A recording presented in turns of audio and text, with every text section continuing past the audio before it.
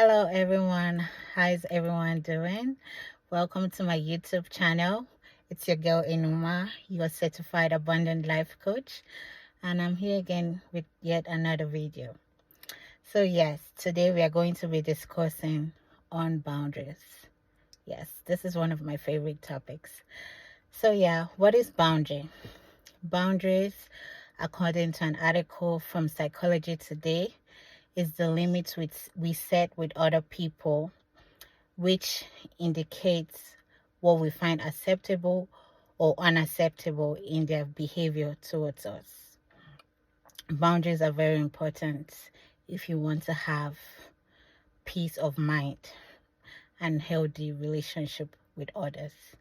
So there's 7 different kinds of boundaries according to Psychology Today, the article from Psychology Today.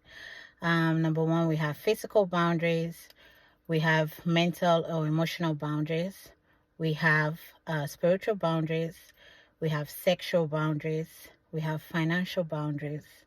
We have time boundaries. And we have the non-negotiable boundaries.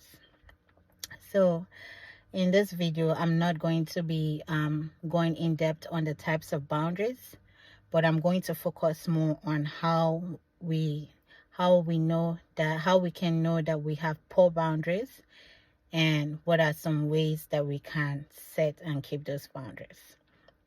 So yes, how do we know that we have poor boundaries? So whenever we are dealing with others or in our interactions with others, we start to experience or feel a certain type of discomfort.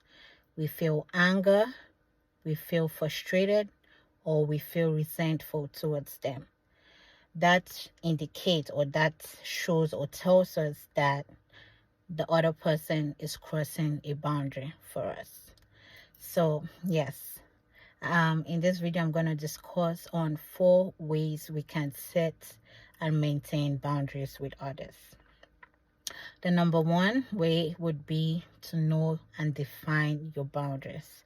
Yes, we want to know and be able to define our boundaries clearly. And clearly meaning that the different types of boundaries that I have mentioned earlier, each and every one of us have to be able to define clearly what those boundaries mean for us. So the physical, the mental, emotional, the sexual, spiritual, financial boundaries, or even your non-negotiable boundaries.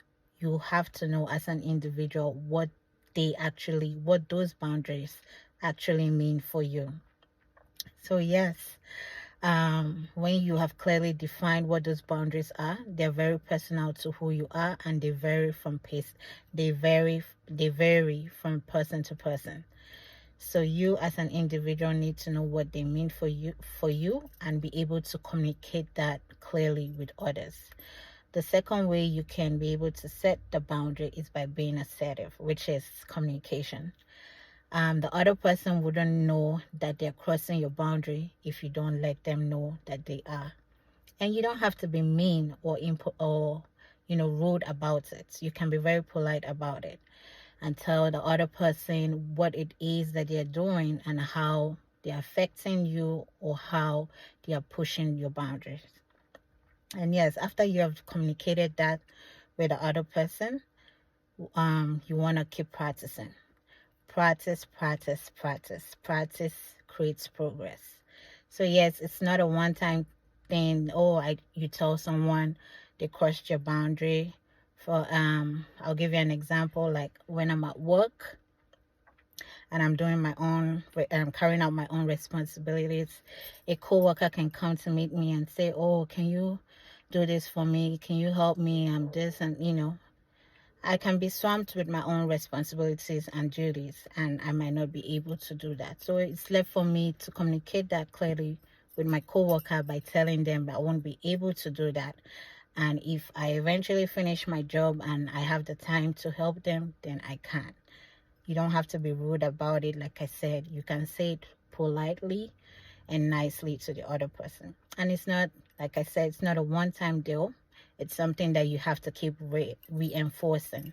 You have to be able to stand your ground. It could be a coworker, it could be a family member. You have to keep restating your boundaries. So yeah, after practicing that, initially it might be uncomfortable, but the more you do it, the easier it gets. The fourth thing you can do, or the fourth way you can set your boundaries, is when all fails, you can either choose to ignore the other person, you can block, or you can delete. Yes, I said that, delete. So yeah, after you have made your boundaries clear and told this other person that they have crossed the line, or they keep pushing your boundaries, and you have kept reinforcing and setting those boundaries, and they don't respect it, it is okay to ignore, block, or delete them. And if it's a family member, maybe it's someone that is supposed to be a close family member, but for some reason they don't seem to respect your boundaries, it's okay to love them from afar.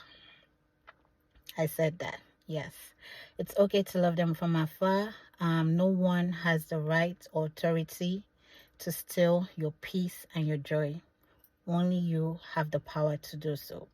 So yes, you want to be able to set and maintain these boundaries, to be able to maintain your self-dignity, your respect, and your peace of mind. And again, with boundaries, our boundaries and the criteria for having those boundaries changes over time. As we evolve, our boundaries are going to evolve as well.